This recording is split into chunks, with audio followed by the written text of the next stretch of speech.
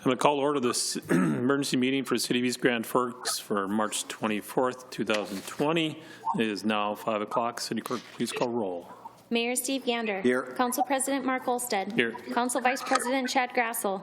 Here. Council Members Clarence Vetter. Here. Dale Helms. Here. Tim Riopel. Here. Tim Johnson. Here. Mark Demers. Present. Does term quorum. This emergency meeting would be held remotely pursuant to Minnesota Statute 13D.02 and 13D.021 and 13D.04 and attended by Council President Mark Olstad and Mayor Steve Gander in chambers of City Hall. The purpose of the meeting is to declare a local flood emergency. The emergency meeting is noticed pursuant to Minnesota Statute number 13D.04 subsection 3. Number 1, Mayoral Declaration of Local State of Emergency. Mayor Gander. I read for you now the declaration for local state of emergency. Whereas, as mayor of East Grand Forks, I find that the following situation exists. Predicted flooding of the Red River of the North and the Red Lake River by the National Weather Service. The National Weather Service is predicting the river levels may reach 46 feet or higher.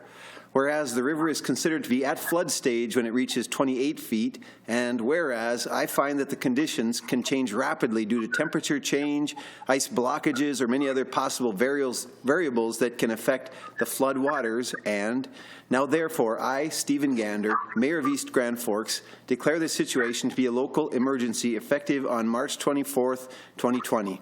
This declaration of a local emergency will invoke the city's disaster plan. The portions that are necessary for response to and recovery from the emergency must be used, and if approved, I will sign and date it as of today. Thank you, Mayor. Move on to number 2, consider adopting resolution number 20-03-21, extending the mayor declared local emergency for flooding of the Red River of the North and Red Lake River. Do I have a motion? Move. Moved by Mr. Johnson. Second. Second by Mr. Grassel. Any questions or discussion? This is Clarence. I have one question. Yes, sir. It refers to our disaster plan. Can we get a copy of that plan? We can get that out to you. Okay. Appreciate it. Any other questions? I have a question, Mr. Mark. Mr. Demers, go ahead. It's for Ron. It says that it's continuing until below 28-foot flood stage. Does statute require like a 30-day maximum for emergency declaration?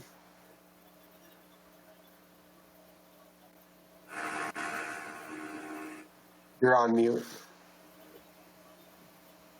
Sorry, I was on mute. I haven't looked at the emergency declaration for flood. I believe it would be as long as the flood would be in existence. However, if it has to be modified to the 30 days or shorter, we can go ahead and do that, and we could just declare another one. I guess I would move to amend the resolution at the end of the number 1 that says for 30 days or 30 days, whichever is less. I guess my concern is, say the water stays at 30 feet till June. I guess I think we should have to revisit and reauthorize the emergency if that's the case. There's a good chance that on April the 24th we'll be at the peak of this thing. Council members may or may not be available, so 30 days might be a little short. I mean, that really does bring us right about to the peak of the flood event, and the intent is for this to carry out also into the cleanup and recovery if necessary. Maybe a number like 60 days would be appropriate. Well, I think 30 days, and then if you need reauthorization, you come back. I mean, we should have at least 2 more meetings between then and now, if we'll know pretty clear. Anything else, Mr. Demers? That's all I have. So you're asking for amendment. Could you Megan, can you read back what he is changing, please, so everybody knows? Yep. I don't have the resolution right in front of me, but number one, towards the end of the resolution, to change instead of to the end of the flood, to be modified to say for 30 days or 30 days, whichever is less. Or the end That of would be my motion. What was that? I think he meant 30 days or till the end of the flood declaration, or under the flood, whichever is shortest. Got that, Megan? Yeah, that's my motion. Okay. So, we already had a motion on the table, and Mr. Demers is asking, do you want to do a friendly? Mr. Johnson, What about it? are you okay with what Mr. Demers is amending? That's fine. That's fine. Mr. Grassel? I'm going to ask the mayor, are you okay with it? You know, we should all be around. We had a case where folks kind of got split up into various areas. It might be hard to bring folks together. I don't mean to be doom and gloomer. But if the intent is for this resolution to carry out into flood recovery, we're not going to be in recovery in 30 days. And so the wording of the resolution doesn't match the time frame of the resolution. And so I'd say I'm not okay with it.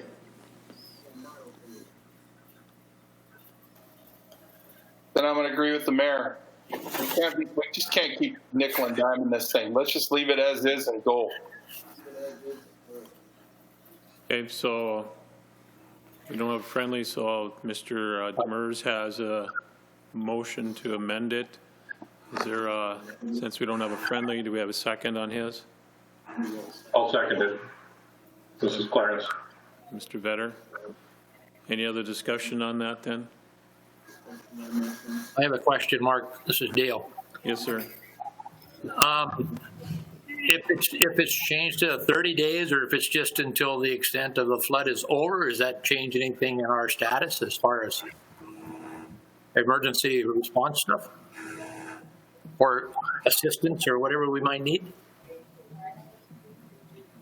You know what I'm asking? Yeah, I'd be a little concerned that this resolution runs out in the middle of the flood. That's a little strange. And then you have to re-up with a new resolution. Little strange. That's my question. I guess what makes it different if it's until the end of the flood or if it's just 30 days? I mean, why not carry it out until the end of the flood and then be done? If I may, this is David. The resolution, as it states 20-03-21, number one, it states the City Council declares that the emergency is recognized as continuing until the river levels return below the 28-foot flood stage. So it's, according to the resolution that was before you guys, it doesn't have a timeline on it other than the 28-foot. I believe where that question came from, if I remember correctly, I believe Councilmember Demers was saying that it's his recollection that emergency declarations are for a period of 30 days. And that I don't have the answer to on the top of my head. So I guess we could check into that. But the way this one particularly reads, it reads until the flood waters go back to below 28 feet. So that does create an endpoint that's a logical endpoint.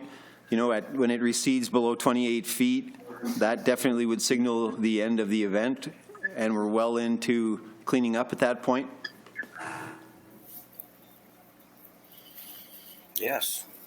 I agree. But I guess in the meantime, My fear is if the floodwater stays at 30 feet until June, I'm not all right with having an emergency declaration until June. I guess my point is that 30 days would put us, into at the 21st of April. We could have we'd be scheduled for another meeting. We could clearly extend it if we needed to. If we know we need it more than 30 days, we should make it for more than 30 days. It's pretty evident 30 days won't cut it.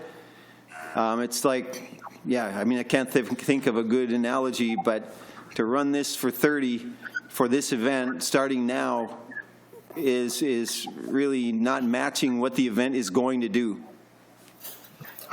I personally think we should leave it the way it is, the way it's saying. So if anybody else has any questions or comments, we're going to vote on the amended motion from Mr. Demers. Mr. President, for clarification, right now we're voting on the amendment, right? Correct, sir. If nothing else, I'll ask for roll call, please. And if you're going to vote no, you're not voting for the amendment. If you're voting yes, you are voting for the amendment of which Mr. Demers has put on the table. So just so everybody knows. Okay. Ready? Yes, please. Olstad? No. Grassel? No. Demers? Yes. Vetter? Yes. Helms? No. Riepel? No. Johnson? Yes. Motion's failed. I'll move on to the original motion. Is there any other questions or comments? Move on to the vote. See none, roll call, please. Olstad? Yes. Grassel? Yes. Demers? Yes. Vetter? Yes. Helms? Yes. Riepel? Yes. Johnson? Yes. Motion is carried. Entertain a motion to adjourn. Move. Move. Who moved? Sorry. Riepel. Move. Riepel moved. Who second? Johnson. Johnson. All in favor, say aye. Aye. Opposed, same sign. Motion is carried, means adjourned. Move right into calling the City Council work session to order for City of East Grand Forks for March 24th, 2020 is now 5:12. City Clerk, please call roll. Mayor Steve Gander? Here. Council President Mark Olstad? Here. Council Vice President Chad Grassel? Here. Council members Clarence Vetter? Here. Dale Helms? Here. Tim Riepel? Here. Tim Johnson? Here. Mark Demers? Present. Does the term quorum. Number one, discussion on Rocket Up North Fest event. Ms. Nelson. I did send out an email for Mr. LaRock yesterday, and I did get it in the online packet. I wanted to bring this to the council's attention because I do know that this event is already being advertised. They are looking to hold a 3-day festival. Thursday night, starting with a free family movie night. Friday and Saturday would be concerts. They want to move this from the location next to the VFW to, I do know the email says behind the fire station 1.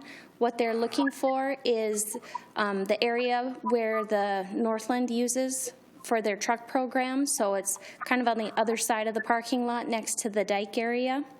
That's where they would like to move it to. With it being a 3-day event, they know that 4th couldn't be closed down that long.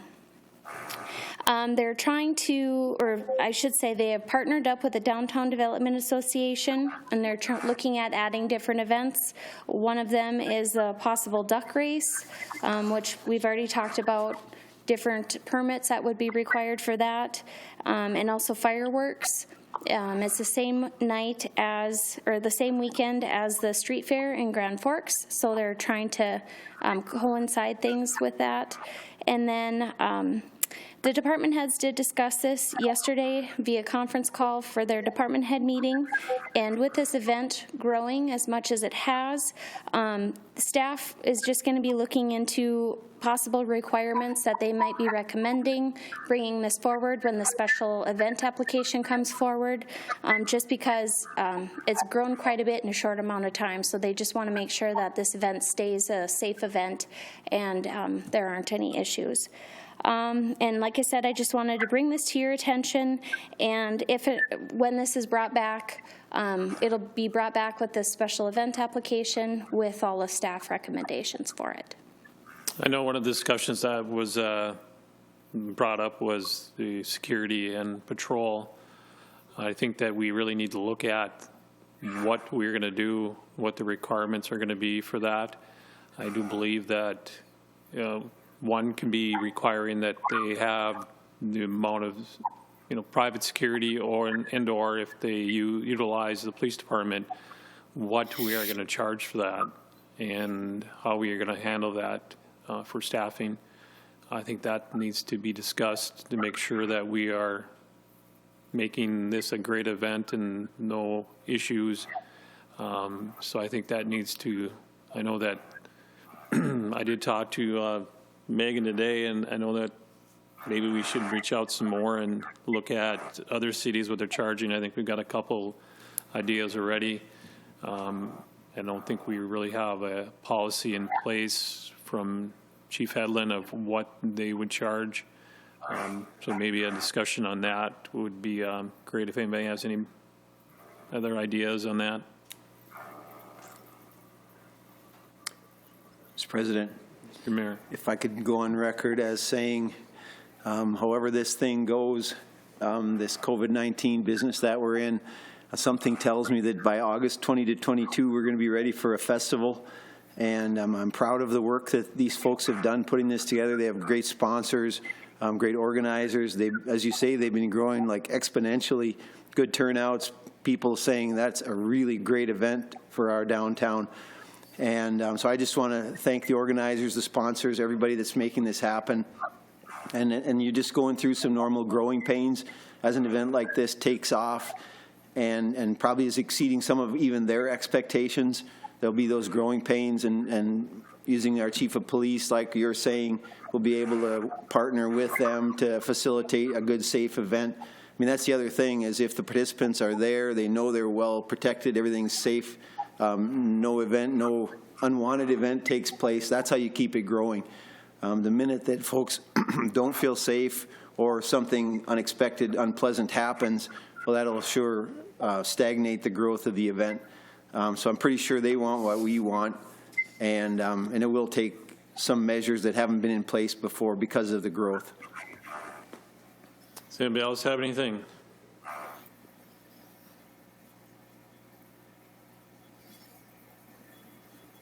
I see none. Give you one more chance if you want to take yourself off mute if you have a question. If not, I'll move on to wait for the permit to be brought forth and go from there. All right, number 2, request for reserving curbside pickup spaces. Ms. Nelson. The administration office was contacted by one of our local restaurants asking if they could reserve some street side parking specifically for curbside during this time while their dining area is closed down. With that, just thinking, a lot of our downtown restaurants don't have dedicated parking, and they're all using city lots and city parking spaces. So just wanted to make sure, does the council want to set a policy, or are we just going to allow curbside since a lot of people are staying at home during this time? And just, we can make it very clear that it is just during this time that they will be allowed to do this. Mark. Yes, go ahead. I don't believe that they really need to have specified parking because there's no one downtown. It's basically empty when you look along the street when you go drive through it. I just say let them do it for now until the restaurant's open again. I think the main question was, can they put out a sign that says drive up here? So then it was a good spot for workers to see them and to be able to come out and give it to them right away. So I think a lot of things we've been doing lately is uncharted territory. I think, having to adapt, and there's other things that are coming forth that have happened in other cities that, we've been getting emails on that they would like us to do something. And I think, allowing them to do it and having that sign there, I don't think it's going to hurt anybody. Like Tim said, that, I went by there today, there was nobody parked around that building anyway. So, but I think I don't think we need to make a policy or just allow them to do it. That's just my personal opinion, but I don't know if Mr. Mayor, you have comments or? I would agree with that. Put out your sign in like you say, Megan, in a place visible where they can look out the window. When you call these folks, they're asking sometimes what the make and color of your vehicle, so that when they see you pull up, they know to bring out the right order. I've done 3 of these curbside meals so far in the last week and a half, maybe because I'm lazy about preparing meals. But the meal time preparation is averaging about 15 minutes from your call. And so you pull up and it's just ready and waiting for you. I really would encourage us all to do that. Lots of restaurants are doing it throughout our community. And it means so much to them, the support that they get for this time. And I'm glad that it sounds like the consensus of the council is, let's let this happen. Of course, it's a unique time, uncharted territory. And whatever we can do as a city to facilitate the continued success of these restaurants right through this time, I think, again, within reason, we should be about doing that. Anybody else have any comments? Mark, this is Mark Demers. Yes, sir. I guess I don't have a problem with any, for a limited time, I guess, businesses putting out temporary sign that says this is where drop-offs happen. I guess I would be opposed to any type of restriction or I guess the idea that there's going to be enforcement of some sort of parking spaces dedicated for this. I guess I agree with Mr. Reapel. I don't think the spaces are themselves at a premium right now, and I don't think it should be a problem. But if they want to put a sign out that they are doing it, I guess as long as it's temporary in nature, I don't have a problem with that. Anybody else have any comments?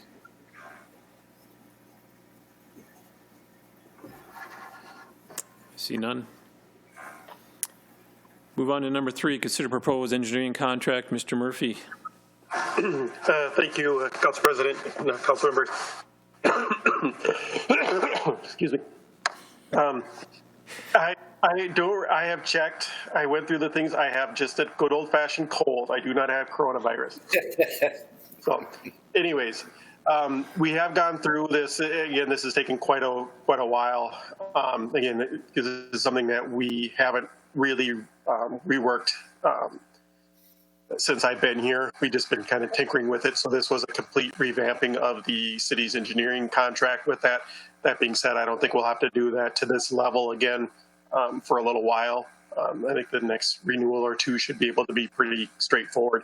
So with that being said, we have taken the time. We've gone through the city's construction attorney, the city's attorney, Mr. Olstad, and the attorneys from WSN, and then myself as far as reading it, and we all support the engineering contract as written. So with that, I'll take any questions. Otherwise, I'll just be looking for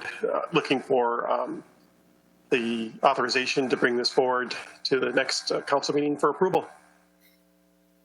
Anybody have any questions for Mr. Murphy? First a question and maybe a comment. Do we believe that our engineer is all on board and ready to sign? I believe Mr. Emery is online here. If he is, I think he can answer that. Otherwise, I have had several conversations with him, and he says, yeah, it's been passed by their attorney. No, I'm on the line. Like David said, it's been a process.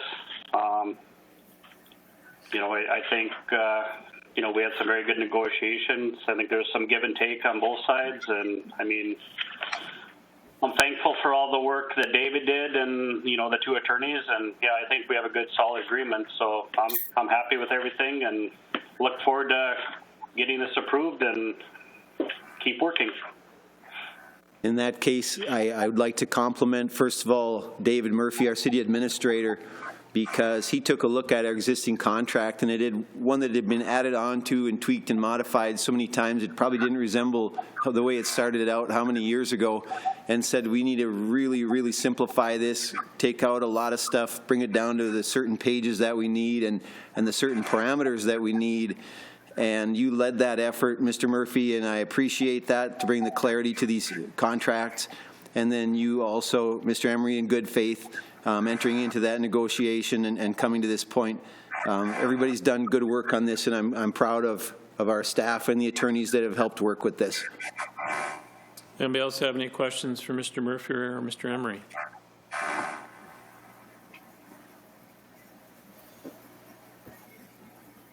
I see none. Entertain a motion to adjourn. Moved. Moved by Johnson, Second. second by Riepel. All in favor, say aye. Aye. Opposed, same sign. Motion is carried, means adjourned. Thank you, everyone. Thank you. Thank you. Thank you, but you better quit looking so serious there.